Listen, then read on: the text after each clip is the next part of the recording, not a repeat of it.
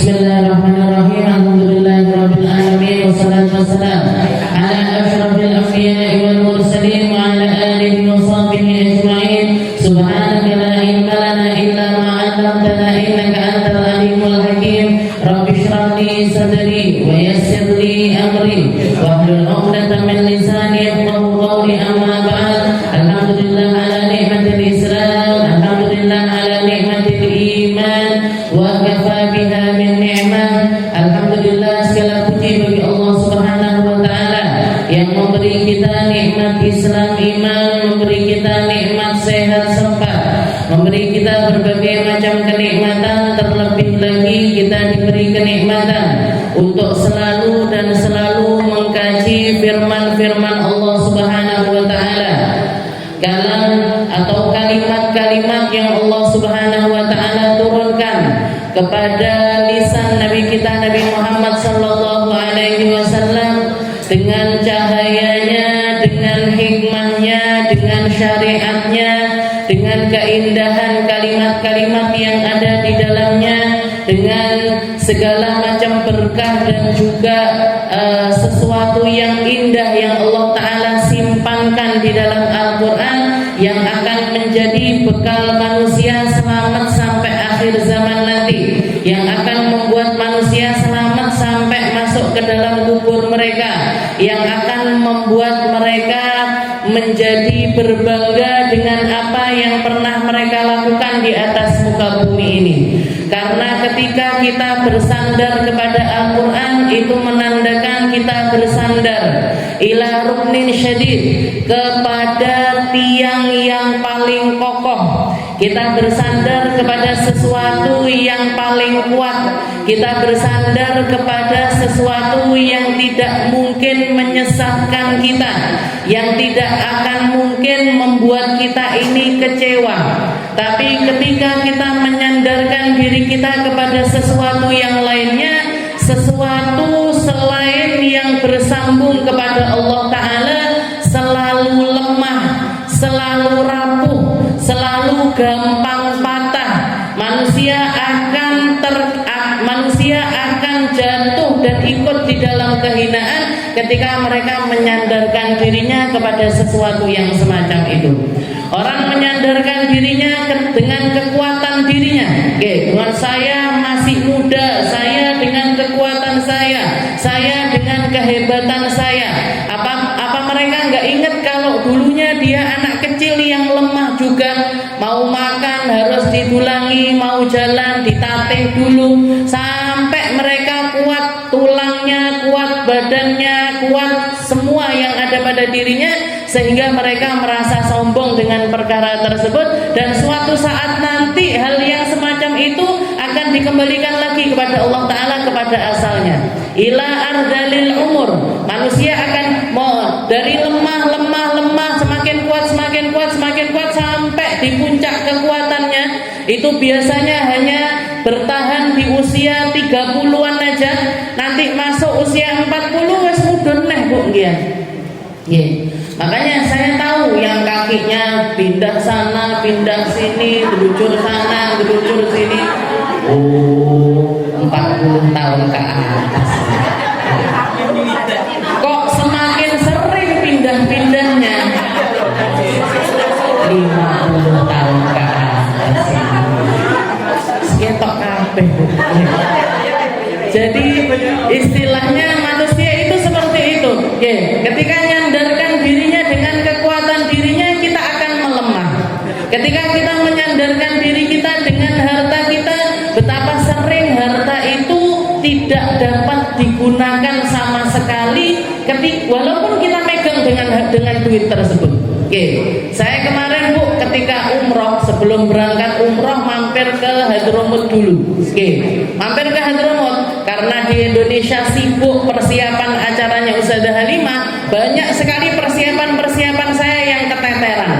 Termasuk diantaranya nggak siap uang real Yaman. Nggak siap uang real Yaman. Uang real Saudi juga nggak siap, tapi kita bawanya dolar. Dengan bangganya, pokoknya gue dolar, di mana aja nanti gampang tukernya.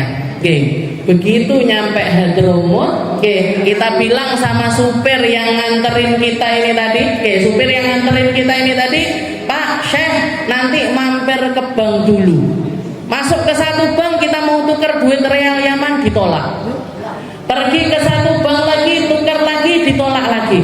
Sampai kita nanya, ini kenapa? Ternyata di sana lagi krisis luar biasa. Jadi uang itu naik turunnya itu nggak karu-karuan. Jadi bank semuanya nahan duit. Mereka nggak mau rugi besar, jadi ditahan itu uang real Yaman itu ditahan semuanya. Akhirnya syekhnya ini, sopirnya kita, sopir mobilnya kita ini ngelihat kita kebingungan. Kalian ini kenapa? Sak mobil bu, bayangin satu mobil kalian ini kenapa kok kayak orang linglung, kayak orang bingung itu kenapa? Iya Syekh, kita itu sudah nyampe Yaman tapi sama sekali nggak punya duit Yaman, sama sekali nggak punya real Yaman. Terus gimana kalian nanti hidup gimana? Nggak tahu ini kita hidup nanti gimana, mau beli-beli segala macam ini gimana? Kata syekhnya, ya udah tak utangin dulu. Diutangin sama sopir ini tadi 50.000 real. Diutangin sama beliaunya itu 50.000 real. Dikasih, kita gantiin dolar nggak mau, kita kasih perjanjian nggak mau. Katanya beliau, sudah aku tahu rumah tinggalnya kalian, nanti beberapa hari lagi nanti tak tagih ke sini, bayaran aku 50.000 real kalau kalian sudah dapat sorof, kalau kalian sudah dapat tukeran duit. Jadi hiduplah kita 3 hari ini tadi pakai uang utangan tuh. Ini loh duit ini, duit ini kita dengan bangga bawa dolar di mana-mana laku, nggak laku bukti pak ya. Kertasnya 100-100an real, 100-100an dolar. Tapi ternyata ketika memang sampai teman-teman saya yang ada di sana itu bilang, ini awal marrah, ini pertama kali Yaman terjadi hal yang semacam ini. Lah kok pas nepati kalian datang, lah kok pas kita datang ini krisis yang semacam ini terjadi. Ya sudah, berarti Allah Ta'ala memang menginginkan kita lepas. Sampai saya itu loh bu, mau beli sirup, bu, mau beli jus, satu botol. Nanya sama tour leader saya, Ustazah Kiki itu, saya bisa nggak beli jus ini? Yuk melasih, mau beli jus saja. Saking uang itu harus bagi-bagi 50.000 itu biar cukup buat sekian hari. Sampai seperti itu. Sampai teman saya ini Ustazah Kiki ini bilang begini, kalau sampai hari keempat kita nggak punya duit masihan, sampai hari keempat karena mau bayar mobil nggak bisa, mau manggil istilahnya kalau di sini Grabnya mau ke sana kemana nggak bisa, nggak punya duit. Katanya beliau, kalau sampai hari keempat kita masih nggak punya duit, saya mau jualan pecel di depan Darul Mustafa. Karena kita dari Indonesia bawa sambal pecel, tak jualan pecel ya nanti di sana. Akhirnya dapat, istilahnya kan bayarnya pakai uang Yaman. Saya tak jualan pecel aja. Alhamdulillah hari ketiga sudah dapat, istilahnya sudah bisa tukar uang lagi. Ini seperti itu. Jadi kita nyandar sama segala sesuatu itu semuanya rapuh, semuanya lemah, semuanya itu gampang untuk meninggalkan kita, gampang untuk gelakne awake dhewe, gampang untuk mengecewakan kita. Tapi satu-satunya perkara yang ketika kita bersandar kepadanya gak akan mungkin mengecewakan kita ketika kita bersandar kepada Allah Subhanahu wa Ta'ala. Allah Ta'ala mengatakan di dalam Al-Quran, wa in tuti aktsara man fil ardi yudilluka an sabilillah. Kalau kamu mengikuti, kalau kamu ketaatanmu itu kepada para ahli dunia, kepada orang-orang yang pembicaraannya itu tentang perkara dunia, sebagian besar di antara mereka yudilluka an sabilillah, mereka akan menyesatkan kamu dari jalannya Allah. Kalau kita dengerin omongannya semua orang, kalau kita ngambil masukkan ke dalam hati kita omongan setiap orang, kebanyakan di antara mereka bikin kita terpuruk, bikin kita jatuh, bikin kita jauh dari jalannya Allah Subhanahu wa Ta'ala. Jenengan percaya sama media, jadi permainannya media. Jenengan percaya sama orang-orang pemilik harta, kita akan dimainkan oleh mereka. Ketika kita percaya dengan omongan iklan-iklan yang masuk, kita akan jadi permainannya mereka. Ini murah tuku, iki murah tuku, iki murah tuku. Nyampe rumah digawe opo iki kabeh. Datang nggak sesuai dengan harapan karena jadi istilahnya ketika kita ngambil omongan dari setiap ahlud dunia wa itu di aktsara fil ard, ketika kamu taat sama orang sebagian besar manusia yang tinggal di atas muka bumi ini, yudilluka an sabilillah, kamu akan disesatkan dari jalannya Allah Ta'ala. Makanya kajian yang semacam ini sangat-sangat berharga. Kajian yang semacam ini ketika kita bahas Al-Quran, ketika kita bahas tentang sejarah hidupnya Nabi, ketika kita bahas tentang kalimat-kalimat yang bersumber bukan dari manusia tapi dari penciptanya manusia, kita tidak akan pernah dikecewakan dengan kalimat-kalimat tersebut. Sebuah kalimat yang mampu merubah keseluruhan jazirah Arab dari yang dulunya nyembah berhala berubah menjadi penyembah Allah Subhanahu wa Ta'ala. Seluruh jazirah Arab hanya dalam kurun waktu 23 tahun saja berubah dari yang dulunya tempatnya orang mabuk-mabuk jadi nggak ada orang mabuk, dari yang dulunya perzinahan di mana-mana bahkan dilegalkan dan lain sebagainya berubah menjadi tempat yang tidak ada perzinahan sama sekali. Negara yang dulu dunia ini penuh dengan perbudakan, intimidasi kepada sesama manusia dan lain sebagainya, sekarang hasilnya kita nikmati. Mayoritas penduduk dunia menjadikan manusia dengan manusia yang lainnya ini memiliki harga diri serta hak-hak yang sama. Mau itu orang suku ini kulitnya seperti ini, pemikirannya begini dan lain sebagainya, punya toleransi yang besar kita dengan sesama manusia. Ini semuanya berkat apa? Berkat dari syariat yang Allah Subhanahu wa Ta'ala turunkan kepada Nabi Muhammad sallallahu alaihi wasallam. Ada pelanggaran ini, hukumannya merdekakan budak. Pelanggaran ini merdekakan budak. Pelanggaran ini merdekakan budak sampai perbudakan terhapuskan 100% dari atas muka bumi ini. Jadi yang semacam ini harus kita istilahnya dikekehi, diambil dengan benar, didengar dengan segenap jiwa, agar yang semacam ini juga akan merubah seluruh apa yang buruk di dalam kehidupan kita. Kita kembali di dalam masih di dalam surat Abasa wa Tawalla, masih di dalam surat yang Makki ya. Setelah kita bahas surat An-Naba, setelah itu An-Nazi'an, sekarang kita bahas surat Abasa di ayat yang ke-12, ke-11 dan 12. Qala Allah Ta'ala fi kitabihil aziz, a'udzu billahi minasyaitonir rajim, bismillahirrahmanirrahim.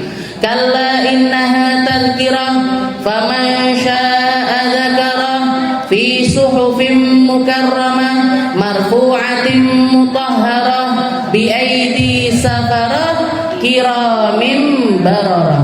Jadi setelah kita minggu-minggu yang lalu kita bahas bahwasanya di awal-awal ayat ini ada pendidikan dari Allah Subhanahu wa Ta'ala terkhusus untuk Nabi Muhammad sallallahu alaihi wasallam, tapi juga umum untuk siapapun yang ingin mengambil hikmah serta pembelajaran dari ayat-ayat tersebut, karena memang Nabi Muhammad sallallahu alaihi wasallam dididik langsung oleh Allah Subhanahu wa Ta'ala. Nabi Muhammad mengatakan, "Adzabani Rabbi fa ahsana ta'dibi." Saya dididik oleh Allah Ta'ala dengan sebaik-baik pendidikan. Oleh karena itu kalau kita lihat di dalam sejarah hidupnya Nabi Muhammad ini, siapapun yang lekat kepada beliau, siapapun yang berpotensi orang ini dijadikan sandarannya Nabi di dalam keilmuannya, akhlaknya, perangainya, kebaikan, budi pekertinya dan lain sebagainya, semuanya diambil sama Allah Ta'ala. Semuanya diambil sama Allah Ta'ala. Ketika beliau ada di perut ibunya usia 2 bulan, abahnya diwafatkan sama Allah.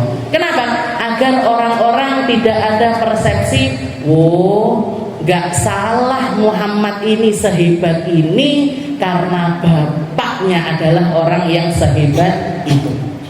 Setelah itu di masa beliau kecil lahir, begitu lahir, gak lama setelah itu bukannya disusuin langsung oleh ibunya, tapi dititipkan sama Sayyidah Aminah untuk disusui sama ibu susuannya, yaitu Sayyidah Halimatus Sa'diyah. Dan karena memang adat atau kebiasaan manusia pada zaman itu melakukan hal yang semacam itu, maka beliau dititipkan di tempatnya Sayyidah Halimah. Biar apa? Biar nggak ada persepsi, oh Muhammad ini sehebat ini karena ibunya memang sehebat itu.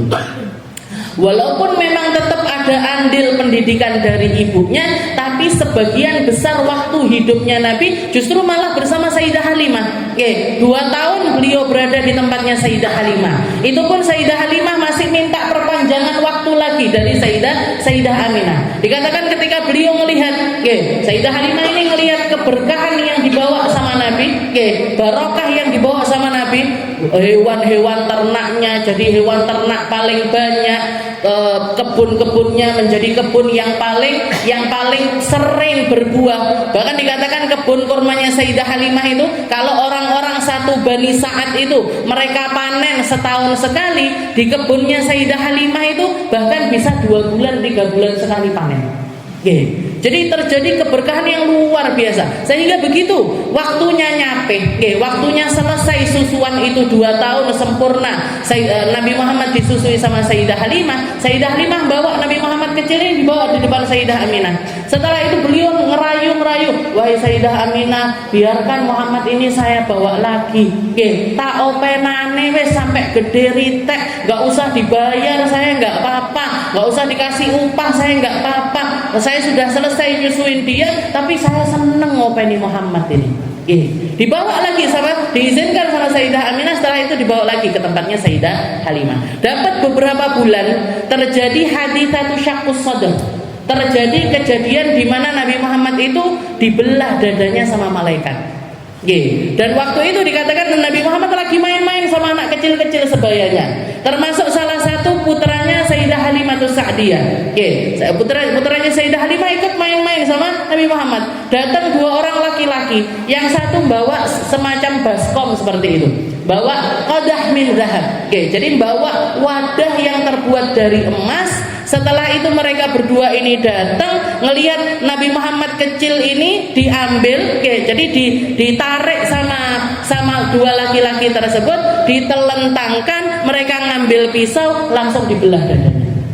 Jerit anak kecil-kecil semuanya itu tadi.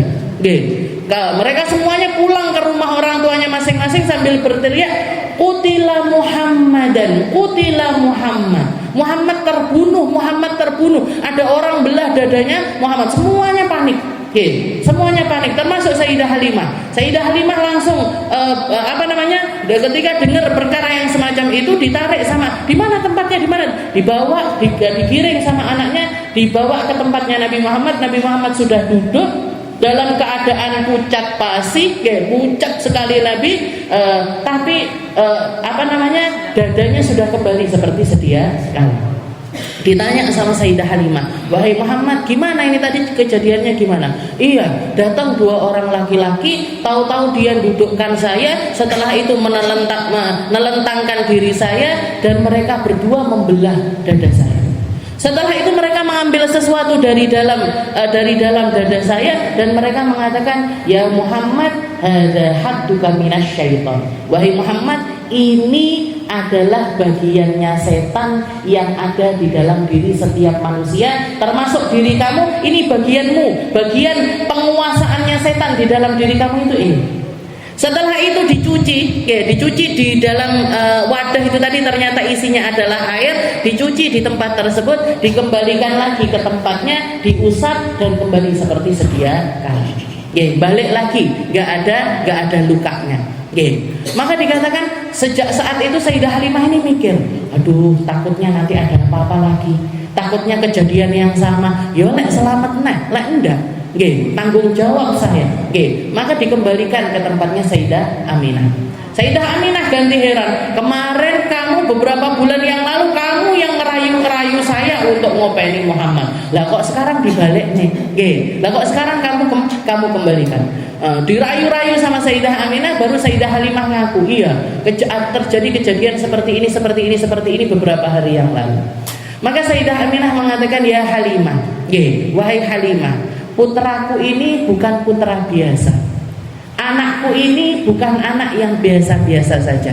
Karena aku ketika hamil dirinya, la ajidu alama wala thiqal. Selama aku hamil, saya enggak merasakan rasa berat, rasa sakit yang biasanya dialami para ibu-ibu hamil.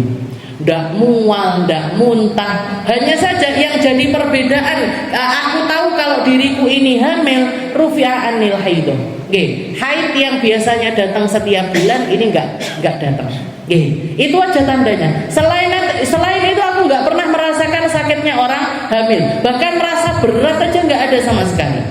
Dan ketahuilah wahai Halimah, setiap bulan ketika aku hamil Muhammad, setiap bulannya aku didatangi oleh para nabi-nabi terdahulu yang mengabarkan kepada diriku bahwasanya janin yang ada di perutku ini adalah seorang, nantinya akan menjadi seorang nabi, nantinya akan menjadi seorang rasul, nantinya akan menjadi utusannya Allah Subhanahu wa taala. Jadi kabar-kabar semacam itu sudah terjadi. Kabar-kabar semacam itu sudah ada, sudah diketahui sama keluarganya Rasulullah Sallallahu Alaihi Wasallam. Ada banyak sekali hal aneh yang terjadi pada diri Nabi Muhammad Sallallahu Alaihi Wasallam. Setelah itu tinggal beberapa tahun, cuman sekitar 1 tahun, 2 tahun, kurang dari 2 tahun tinggal sama Sayyidah Aminah. Sayyidah Aminah pun meninggal. Usia 4 tahun. Rasulullah usia 4 tahun ibunya meninggal. Jadilah beliau yatim piatu. Setelah itu pindah ke mana? Pindah ke kakeknya. Pindah ke rumah kakeknya. Di rumah kakeknya umur 8 tahun, Nabi Muhammad umur 8 tahun, kakeknya pun meninggal dunia. Setelah itu dititipkan di tempat pamannya, yang pamannya ini punya anak banyak. Abu Thalib waktu itu punya anak banyak, nerecel dengan ekonomi yang sangat-sangat minim. Dengan ekonomi yang sangat minim, ditampung Nabi Muhammad di rumah tersebut, yang otomatis perhatiannya orang tua ini pecah-pecah ke anak-anaknya yang lainnya. Sehingga kalau kita lihat siapapun yang berpotensi untuk menjadi sandarannya Nabi, diambil semuanya sama Allah Ta'ala. Sehingga nggak ada orang yang bisa mengatakan, oh Muhammad bisa bersyair seperti itu karena ini. Dia diajarin sama ini, yang ngajarin dia ini, yang ngajarin dia ini. Nggak ada. Semuanya diambil sama Allah Ta'ala di masa beliau masih kecil. Begitu juga yang berpotensi nurunkan setelahnya. Istilahnya Nabi Muhammad ini nggak dikasih keturunan laki-laki sama Allah Ta'ala. Punya anak beliau laki-laki tapi semuanya meninggal ketika kecil. Biar apa? Biar pemahaman Islam ini bukan sesuatu yang diwariskan, tapi sesuatu yang siapapun yang memilikinya paling banyak, mereka lah yang berhak untuk memimpin.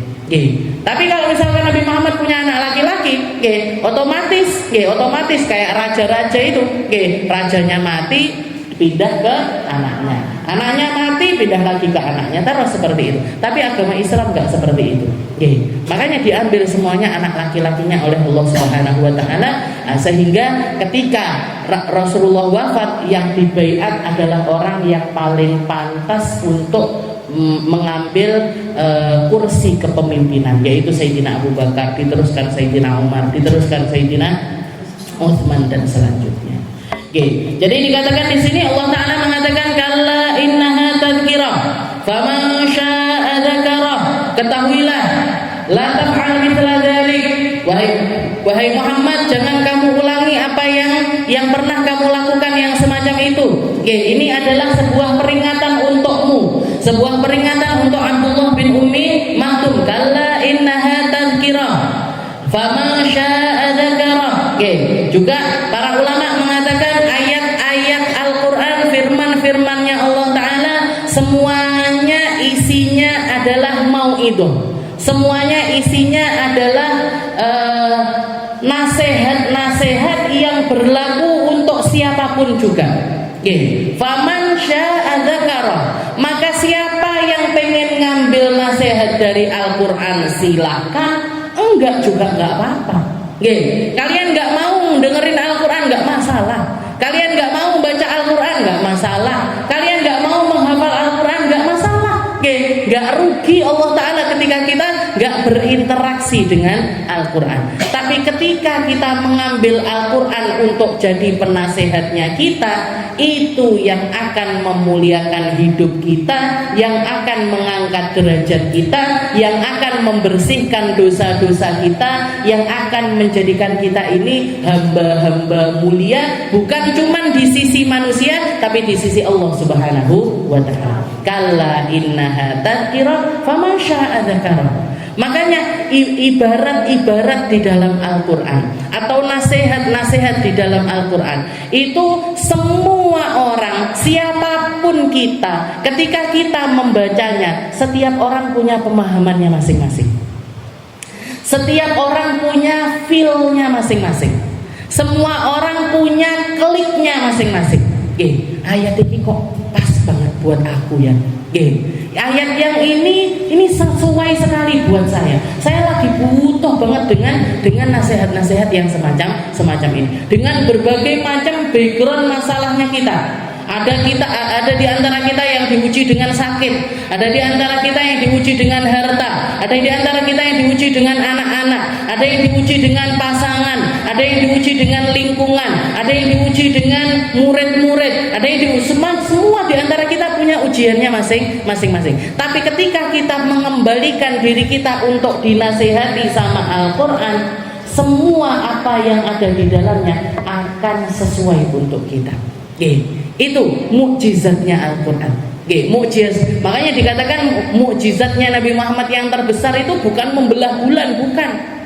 Bukan ketika Nabi Muhammad bisa mengeluarkan air dari sela-sela jari-jarinya, bukan. Bukan itu mukjizatnya Nabi yang terbesar. Tapi mukjizatnya Nabi Muhammad yang terbesar adalah Al-Quran alladzi bainana. Al-Quran yang ada di hadapan kita, yang kita bisa membacanya, yang kita bisa mengambil manfaat darinya, yang kita bisa meniatkan apapun di dalam Al-Quran. Ya Allah, seret ekonomi saya ya Allah, tak moco Al-Quran aja. Mugo-mugo dadi pelancar rezeki.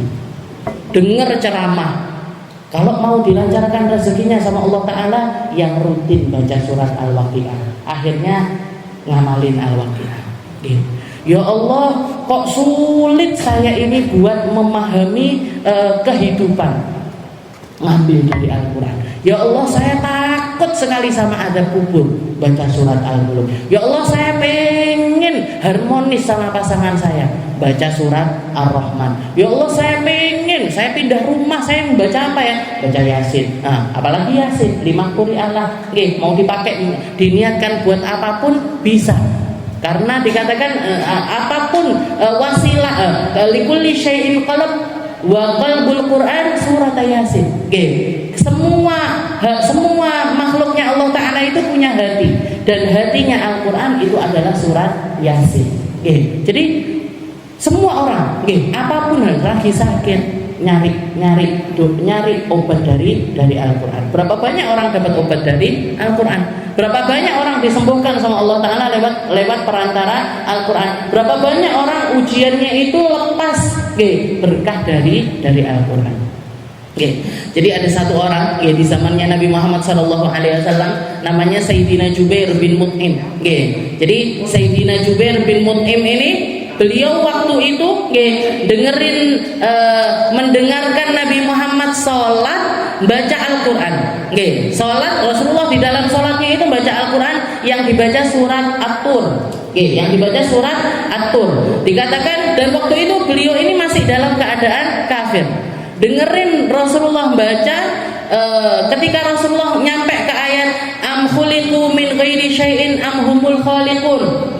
Katanya Allah Ta'ala, apakah mereka ini tercipta dengan sendirinya atau mereka menciptakan diri mereka sendiri? Manusia ini hidup, saking herannya Allah Ta'ala, orang itu kok bisa nggak percaya sama Allah, nggak percaya kalau ada pencipta. Coba kita lihat sama diri kita masing-masing. Am khuliqu min ghairi syai', Apa kita ini tercipta dengan sendirinya atau kita menciptakan diri kita sendiri? Nggih. Apa jenengan yang ngadon dirinya jenengan sendiri? Nggih. Aku milik moto sing lentik ngene. Aku milik kuping sing cilik mungil. Saya pengen mulut yang kecil. Enggak ada. Kita lahiri kayak gini. Nggih. Kita lahiri ini yang Allah Taala berikan kepada kita. Dan kok kita menganggap kalau diri kita ini tercipta dengan sendirinya atau kita yang menciptakan diri kita sendiri tanpa perantara pencipta, itu kan sesuatu yang mengherankan. Nggih. Setelah itu Allah Taala nabi am khalaqus samawati wal ard bal la yuqinun. Nggih. Apa mereka yang menciptakan langit, bumi? Kok sampai mereka ini enggak yakin sama Allah Taala ini? Apa mereka yang menciptakan langit, bumi? Yang menjadi tempat tinggalnya manusia mulai dari zamannya Nabi Adam sampai akhir zaman nanti. Bumi ini, bumi, langit, bumi, umurnya jauh di atas kalian dan akan lebih panjang umur dibandingkan kalian semuanya. Balayukin. Tapi kalian kok ngelihat langit, ngelihat bumi, ndak yakin karo Gusti Allah ki piye? Setelah itu sampai am indahu khazainu rabbika am humul musaytirun. Setelah itu Allah Taala, memangnya kalian ini bendaharanya Allah atau kalian yang memiliki kuasa atas buminya Allah Ta'ala? Kok iso dadi wong sombongnya luar biasa, baru punya duit di rekening nule pirombe 6 apa 8 ngoten, wis kayak jadi penguasa langit bumi, kayak gak ada yang bisa ngalahin dirinya. Dalae ngeten sampean. Gak ngerti tengengen gitu. Gowo tasku, kelampiku, jilbabku gitu. Jadi orang yang paling pongah jalan di atas muka bumi ini. Heran Allah tak. Jadi ini semuanya ayat-ayat ini kan isinya hujah.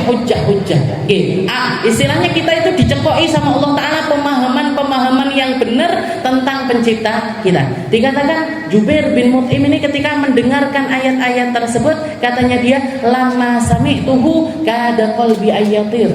Ketika aku mendengarnya, kayak hatiku ini terbang ke atas langit. Kita sering baca ayat ini.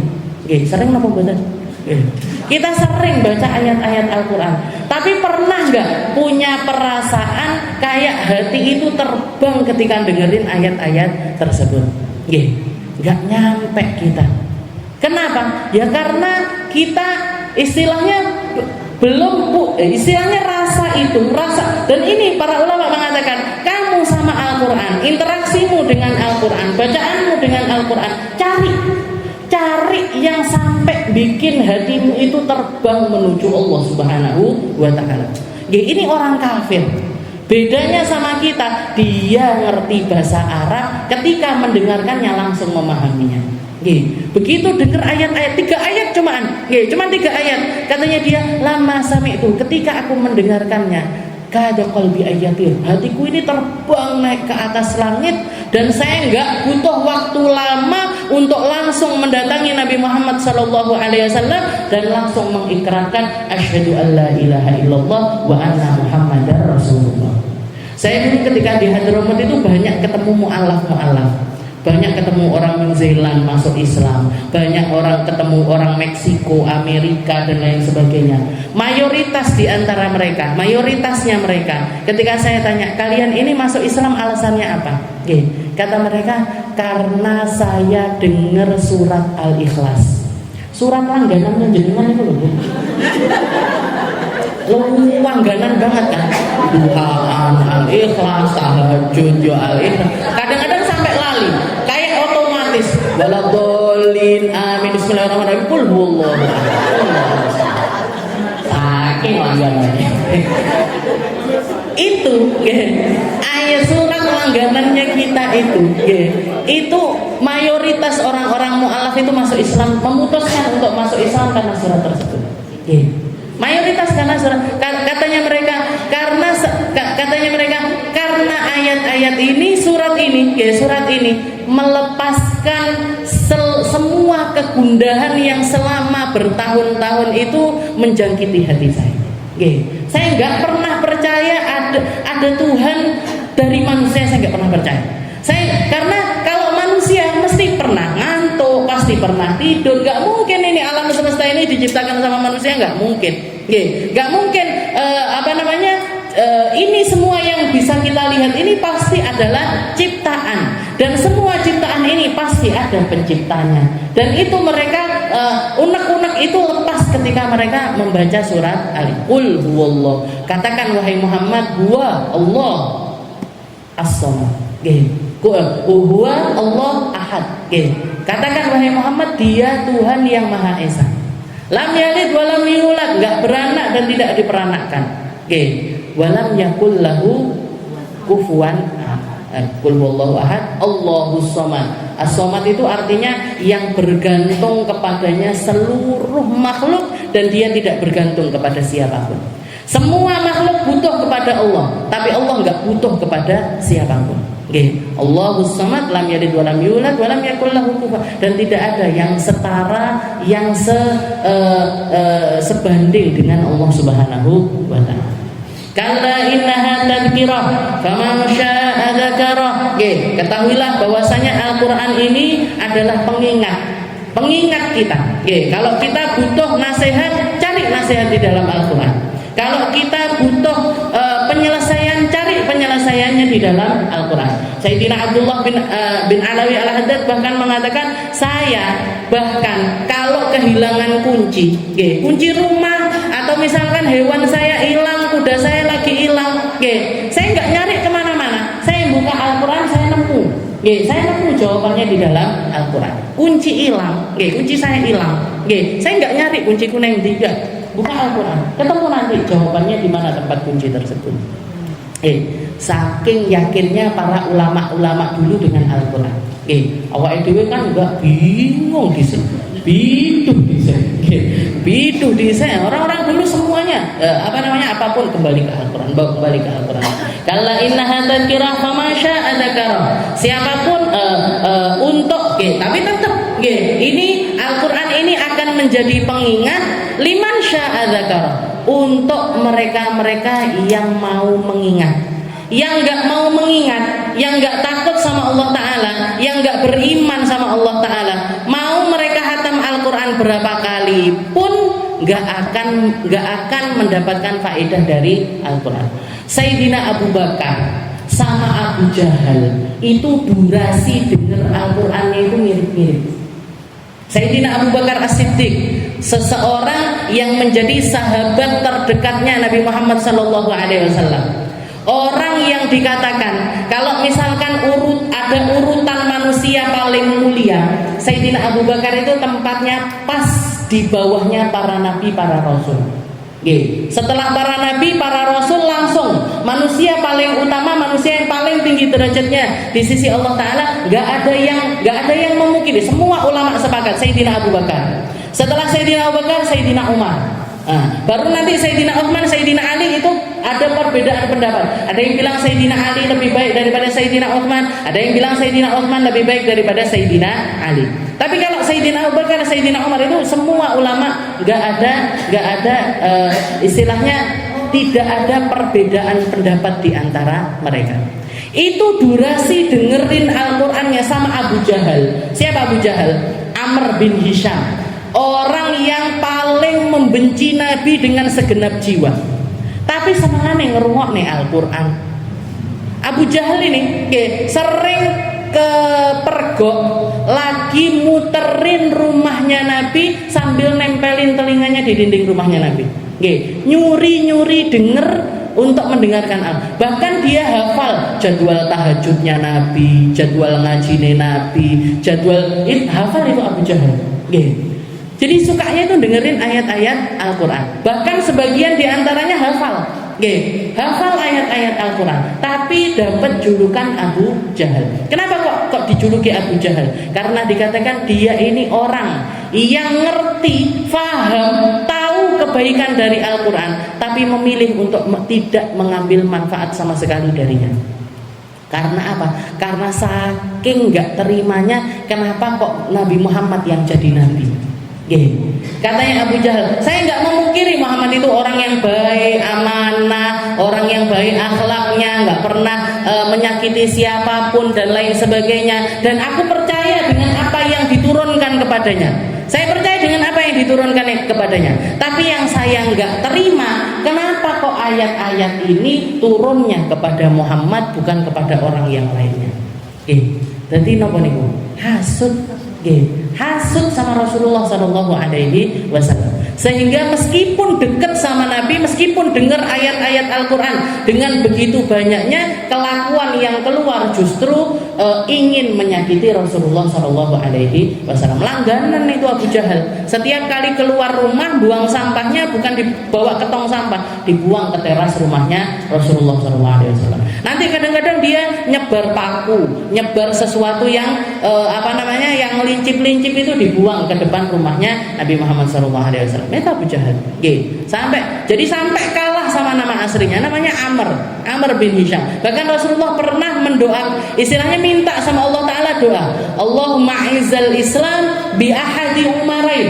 Ya Allah, kemuliakanlah Islam ini dengan masuk Islamnya salah satu dari dua Umar, Umar bin Khattab atau Amr bin Hisham. Kalau bukan Umar bin Khattab yang masuk Islam, ya Allah, kalau gitu Amr bin Hisham aja yang masuk Islam. Tapi dikatakan ketika Rasulullah doa semacam ini, para sahabat dengar. Termasuk diantaranya yang sudah masuk Islam, Abdullah bin Mas'ud. Abdullah bin Mas'ud ketika keluar rumah pengen nyampein doanya Nabi ini kepada salah satu dari dua Umar. Ketika di tengah, Abdullah bin Mas'ud itu kecil kurus, Bu. Orangnya kecil, kurus, budak, mantan budak, dimerdekakan sama Sayyidina Abu Bakar. Bahkan pernah ketika sarungnya kesingkap, ada angin rodok kencang melembung, saking kurusnya. Dan para sahabat waktu itu nertawakan Abdullah bin Mas'ud sambil mengadul-adul sikile koyok kayu siwak, saking kecilnya. Maka dikatakan Abdullah bin Mas'ud ini keluar pengen nyampaikan doanya Nabi kepada salah satu dari dua Umar ini tadi, dengan harapan kalau misalkan ini yang doakan Nabi, barangkali nggak satu yang masuk Islam tapi dua. Tapi begitu Sayyidina Abdullah bin Mas'ud ini keluar, pertama ketemu sama Amr bin Hisham, Abu Jahal itu. Abu Jahal ngelihat Abdullah bin Mas'ud, nggak pakai babi bu, langsung ditempeleng. Abu Jahal gede, bahkan dikatakan Abu Jahal itu kalau duduk di atas permadani kayak gini, ditarik sama 40 orang nggak kuat. Ditarik sama 10 orang nggak kuat ini. Buat narik, buat gulingkan Abu Jahal karena besarnya, karena kuatnya dia. Nempeleng Abdullah bin Mas'ud, kelempar 10 meter. Abdullah bin Mas'ud itu kelempar 10 meter. Katanya Abdullah bin Mas'ud, aku nggak salah apa-apa, durung ngomong apa-apa, kok cukup ditempeleng kayak gini. Yang nolongin Sayyidina Umar bin Khattab. Maka Abdullah bin Mas'ud ketika mau berpisah ngomong sama Sayyidina Umar, wahai Umar, saya berharap doanya Nabi itu jatuhnya ke kamu. Kamu lebih berakhlak dibandingkan dia. Kamu lebih baik dibandingkan Umar yang satunya lagi. Katanya Sayyidina Umar, apa? Memangnya doanya Nabi seperti apa? Nabi Muhammad kemarin berdoa, Allahumma izzal Islam bi ahadi Umarin. Ya Allah, muliakanlah Islam dengan masuk Islamnya salah satu dari dua Umar. Dan aku berharap Umar yang dimaksud adalah dirimu. Dapat berapa hari masuk Islam Sayyidina Umar. Dan setelah itu, setelah kejadian tempelengannya Abdullah bin Mas'ud waktu itu, Sayyidina Abdullah bin Mas'ud langsung ngadu sama Nabi karena kelihatan istilahnya langsung mungkin memar dan lain sebagainya. Ditanya sama Nabi, katanya Abdullah bin, ini tadi saya ditempeleng wahai Nabi sama Abu Jahal. Katanya Nabi Muhammad, ya Abdullah, ar-ra'as bir-ra'as. Wahai Abdullah, nanti kepala dibalas dengan kepala. Maksudnya apa? Maksudnya apa ya Rasul? Nanti kamu yang akan ditakdirkan sama Allah Ta'ala untuk menggal kepalanya Abu Jahal. Kamu nanti yang akan menggal kepalanya Abu Jahal. Benar kejadian ketika perang Badar. Abu Jahal termasuk orang yang mati di perang pertama kalinya Nabi. Di perang Badar itu Abu Jahal mati di situ. Dan yang bunuh ini bukan Sayyidina Hamzah atau Sayyidina Ali bin Abi Thalib, orang-orang yang memang terkenal dengan kekuatannya, kepintarannya di dalam berperang. Yang bunuh Abdullah bin Mas'ud ditambah 2 anak kecil-kecilnya Ansor. Anak kecil-kecil umurnya belum sampai 15 tahun, gulingkan Abu Jahal, dan dikatakan ketika Abu Jahal sudah tumbang, Abdullah bin Mas'ud ini naik ke atas perutnya Abu Jahal. Ngambil pedangnya mau menebas kepalanya Abu Jahal. Tiba ternyata pedangnya Abdullah bin Mas'ud ini tumpul. Jadi diginikan istilahnya enggak pudel-pudel istilahnya. Dari tapi tangannya sudah dipegangi sama anak kecil-kecil itu tadi. Jadi dia nggak bisa gerak. Katanya Abu Jahal, wahai Abdullah, nggak level aku mau pateni pedangmu. Ambil pedangku yang paling tajam, yang paling bagus. Bunuh aku dengan pedangku sendiri. Diambil pedangnya, ditebas. Ketika mau ditebas kepalanya, katanya Abu Jahal, wahai Abdullah, baligh salami ila Muhammad. Sampaikan salamku kepada Muhammad. Ana aduhu fid dunya wal akhirah. Saya musuhnya dia dunia akhirat. Sudah mau mati loh, sombongnya kayak gitu Mas ya. Jadi dia bilang ana aduhu fid dunya wal akhirah. Sampaikan salamku kepada Muhammad, aku adalah musuhnya dia dunia sampai akhirat. Dipenggal kepalanya. Dibawa sama Abdullah bin Mas'ud, dibawa ke hadapannya Nabi Muhammad SAW. Ya Rasul, ini kepalanya Abu Jahal. Maka Rasulullah mengingatkan kejadian di Mekah. Rasulullah mengatakan, ya Abdullah, ar-ras bil-ras. Ya kan? Kamu dulu ditempeleng sama dia, sekarang kamu yang bawa kepalanya di hadapan diriku. Dia kirim salam, ya Rasul. Apa salamnya? Ana adu fid dunya wal akhirah. Saya musuhnya dia dunia akhirat. Rasulullah guyu, senyum. Setelah itu beliau mengatakan likulli nabiyyin adu, likulli nabiyyin fir'aun, wa fir'aunu ummati Abu Jahal. Semua nabi itu punya fir'aunnya masing-masing. Dan fir'aunnya umatku adalah Abu Jahal.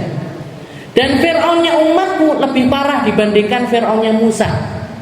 Fir'aunnya Nabi Musa ketika tenggelam mau mati, yang keluar dari mulutnya amantu bi rabbi Musa wa Harun. Saya sekarang beriman kepada Tuhannya Nabi Musa dan Tuhannya Nabi Allah Harun. Tapi sudah sekarat. Sudah sekarat dia mengucapkan amantu bi rabbi Musa wa Harun. Saya beriman kepada Tuhannya Nabi Musa dan Tuhannya Nabi Allah Harun. Tapi karena sudah di atas gor-gor enggak diterima taubatnya sama Allah Taala. Sedangkan Fir'aunnya umatnya Fir'aunnya Nabi Muhammad SAW di akhir hayatnya ketika sudah mau mati justru kata-katanya ana aduhu fid dunya wal. Saya musuhnya Muhammad dunia akhirat. Na'udzubillahi min dzalik. Jadi faman syaa dzakara. Yang mau ngambil cahayanya Al-Qur'an, mereka akan mendapatkan cahaya itu. Yang mau dapat kemuliaan Al-Quran, dia akan termuliakan dengan Al-Quran. Yang mau dapat keselamatan dari Al-Quran, maka mereka yang akan diselamatkan oleh Allah Ta'ala. Yang enggak, yang milih Al-Quran ditaruh di tempat tidak tahu dibuka, dia enggak dapat apa-apa dari Al-Quran. Yang enggak pernah baca Al-Quran, yang enggak pernah bahas Al-Quran, yang enggak pernah mempelajari Al-Quran, yang memilih kalimat-kalimat lain ketimbang Al-Quran, yang milih dinasehati sama manusia-manusia lain ketimbang Al-Quran, yang memilih untuk membahas pembahasan lain dibandingkan Al-Quran, ya mereka enggak akan, meskipun di rumahnya ada Al-Quran, meskipun mereka koleksi Al-Quran sekalipun, enggak akan dapat kebaikannya Al-Quran. Faman kalla innaha tadhkirah faman syaa'a dzakara fi suhufin mukarramah marfu'atin mutahharah bi aidi safara kiramin bararah. Insyaallah kita lanjutkan di pertemuan yang selanjutnya.